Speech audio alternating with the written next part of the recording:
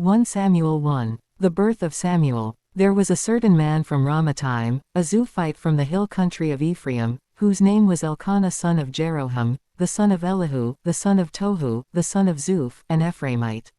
He had 2 wives, one was called Hannah and the other Peninnah. Peninnah had children, but Hannah had none. Year after year this man went up from his town to worship and sacrifice to the Lord Almighty at Shiloh, where Hophni and Phinehas, the 2 sons of Eli, were priests of the Lord.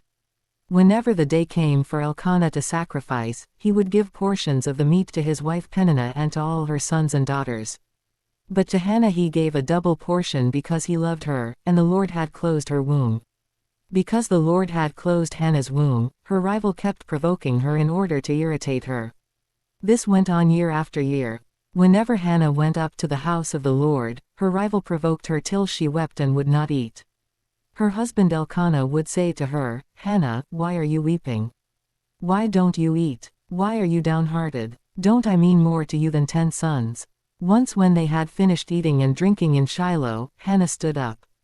Now Eli the priest was sitting on his chair by the doorpost of the Lord's house. In her deep anguish Hannah prayed to the Lord, weeping bitterly. And she made a vow, saying, "Lord Almighty, if you will only look on your servant's misery and remember me, and not forget your servant but give her a son, then I will give him to the Lord for all the days of his life, and no razor will ever be used on his head." As she kept on praying to the Lord, Eli observed her mouth. Hannah was praying in her heart, and her lips were moving but her voice was not heard. Eli thought she was drunk and said to her, "How long are you going to stay drunk? Put away your wine." "Not so, my lord," Hannah replied, "I am a woman who is deeply troubled. I have not been drinking wine or beer, I was pouring out my soul to the Lord. Do not take your servant for a wicked woman, I have been praying here out of my great anguish and grief." Eli answered, "Go in peace, and may the God of Israel grant you what you have asked of him." She said, "May your servant find favor in your eyes." Then she went her way and ate something, and her face was no longer downcast. Early the next morning they arose and worshipped before the Lord and then went back to their home at Ramah. Elkanah made love to his wife Hannah, and the Lord remembered her. So in the course of time Hannah became pregnant and gave birth to a son. She named him Samuel, saying, "Because I asked the Lord for him." Hannah dedicates Samuel. When her husband Elkanah went up with all his family to offer the annual sacrifice to the Lord and to fulfill his vow, Hannah did not go. She said to her husband, "After the boy is weaned, I will take him and present him before the Lord, and he will live there always." "Do what seems best to you," her husband Elkanah told her. "Stay here until you have weaned him, only may the Lord make good his word." So the woman stayed at home and nursed her son until she had weaned him. After he was weaned, she took the boy with her, young as he was, along with a 3-year-old bull, an ephah of flour and a skin of wine, and brought him to the house of the Lord at Shiloh. When the bull had been sacrificed, they brought the boy to Eli, and she said to him, "Pardon me, my lord. As surely as you live, I am the woman who stood here beside you praying to the Lord. I prayed for this child, and the Lord has granted me what I asked of him. So now I give him to the Lord. For his whole life he will be given over to the Lord." And he worshipped the Lord there. 1 Samuel 2. Hannah's prayer. Then Hannah prayed and said, "My heart rejoices in the Lord. In the Lord my horn is lifted high. My mouth boasts over my enemies. For I delight in your deliverance. There is no one holy like the Lord. There is no one besides you. There is no rock like our God. Do not keep talking so proudly, or let your mouth speak such arrogance. For the Lord is a God who knows, and by him deeds are weighed. The bows of the warriors are broken, but those who stumbled are armed with strength. Those who were full hire themselves out for food, but those who were hungry are hungry no more. She who was barren has borne 7 children, but she who has had many sons pines away. The Lord brings death and makes alive. He brings down to the grave and raises up. The Lord sends poverty and wealth. He humbles and he exalts. He raises the poor from the dust, and lifts the needy from the ash heap. He seats them with princes, and has them inherit a throne of honor. For the foundations of the earth are the Lord's. On them he has set the world. He will guard the feet of his faithful servants. But the wicked will be silenced in the place of darkness. It is not by strength that one prevails. Those who oppose the Lord will be broken. The Most High will thunder from heaven. The Lord will judge the ends of the earth. He will give strength to his king, and exalt the horn of his anointed. Then Elkanah went home to Ramah, but the boy ministered before the Lord under Eli the priest. Eli's wicked sons. Eli's sons were scoundrels, they had no regard for the Lord. Now it was the practice of the priests that, whenever any of the people offered a sacrifice, the priest's servant would come with a three-pronged fork in his hand while the meat was being boiled and would plunge the fork into the pan or kettle or cauldron or pot. Whatever the fork brought up the priest would take for himself. This is how they treated all the Israelites who came to Shiloh. But even before the fat was burned, the priest's servant would come and say to the person who was sacrificing, "Give the priest some meat to roast, he won't accept boiled meat from you, but only raw." If the person said to him, "Let the fat be burned first, and then take whatever you want," the servant would answer, "No, hand it over now, if you don't, I'll take it by force." This sin of the young men was very great in the Lord's sight, for they were treating the Lord's offering with contempt. But Samuel was ministering before the Lord, a boy wearing a linen ephod. Each year his mother made him a little robe and took it to him when she went up with her husband to offer the annual sacrifice. Eli would bless Elkanah and his wife, saying, "May the Lord give you children by this woman to take the place of the one she prayed for and gave to see the Lord." Then they would go home. And the Lord was gracious to Hannah, she gave birth to 3 sons and 2 daughters. Meanwhile, the boy Samuel grew up in the presence of the Lord.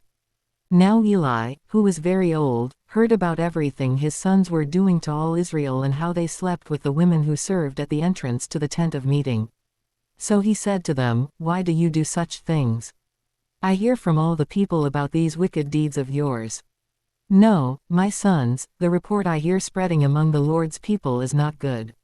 If one person sins against another, God may mediate for the offender, but if anyone sins against the Lord, who will intercede for them?" His sons, however, did not listen to their father's rebuke, for it was the Lord's will to put them to death. And the boy Samuel continued to grow in stature and in favor with the Lord and with people. Prophecy against the house of Eli. Now a man of God came to Eli and said to him, "This is what the Lord says, did I not clearly reveal myself to your ancestors' family when they were in Egypt under Pharaoh? I chose your ancestor out of all the tribes of Israel to be my priest, to go up to my altar, to burn incense, and to wear an ephod in my presence. I also gave your ancestors' family all the food offerings presented by the Israelites. Why do you scorn my sacrifice and offering that I prescribed for my dwelling? Why do you honor your sons more than me by fattening yourselves on the choice parts of every offering made by my people Israel? Therefore the Lord, the God of Israel, declares, I promised that members of your family would minister before me forever. But now the Lord declares, far be it from me. Those who honor me I will honor, but those who despise me will be disdained. The time is coming when I will cut short your strength and the strength of your priestly house, so that no one in it will reach old age, and you will see distress in my dwelling. Although good will be done to Israel, no one in your family line will ever reach old age. Every one of you that I do not cut off from serving at my altar I will spare only to destroy your sight and sap your strength, and all your descendants will die in the prime of life. And what happens to your 2 sons, Hophni and Phinehas, will be assigned to you, they will both die on the same day. I will raise up for myself a faithful priest, who will do according to what is in my heart and mind.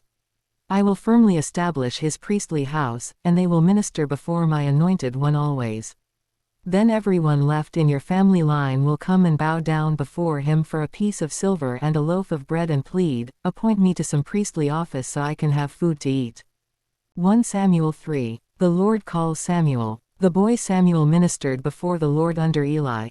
In those days the word of the Lord was rare, there were not many visions. One night Eli, whose eyes were becoming so weak that he could barely see, was lying down in his usual place. The lamp of God had not yet gone out, and Samuel was lying down in the house of the Lord, where the ark of God was. Then the Lord called Samuel. Samuel answered, Here I am. And he ran to Eli and said, Here I am, you called me. But Eli said, I did not call, go back and lie down. So he went and lay down. Again the Lord called, Samuel. And Samuel got up and went to Eli and said, Here I am, you called me. My son. Eli said, I did not call, go back and lie down. Now Samuel did not yet know the Lord, the word of the Lord had not yet been revealed to him. A third time the Lord called, Samuel. And Samuel got up and went to Eli and said, Here I am, you called me. Then Eli realized that the Lord was calling the boy. So Eli told Samuel, Go and lie down, and if he calls you, say, Speak, Lord, for your servant is listening. So Samuel went and lay down in his place. The Lord came and stood there, calling as at the other times, Samuel. Samuel. Then Samuel said, Speak, for your servant is listening. And the Lord said to Samuel, See, I am about to do something in Israel that will make the ears of everyone who hears about it tingle. At that time I will carry out against Eli everything I spoke against his family, from beginning to end. For I told him that I would judge his family forever because of the sin he knew about, his sons blasphemed God, and he failed to restrain them. Therefore I swore to the house of Eli, the guilt of Eli's house will never be atoned for by sacrifice or offering. Samuel lay down until morning and then opened the doors of the house of the Lord. He was afraid to tell Eli the vision, but Eli called him and said, Samuel, my son. Samuel answered, Here I am. What was it he said to you? Eli asked, Do not hide it from me. May God deal with you, be it ever so severely, if you hide from me anything he told you. So Samuel told him everything, hiding nothing from him. Then Eli said, He is the Lord, let him do what is good in his eyes. The Lord was with Samuel as he grew up, and he let none of Samuel's words fall to the ground. And all Israel from Dan to Beersheba recognized that Samuel was attested as a prophet of the Lord.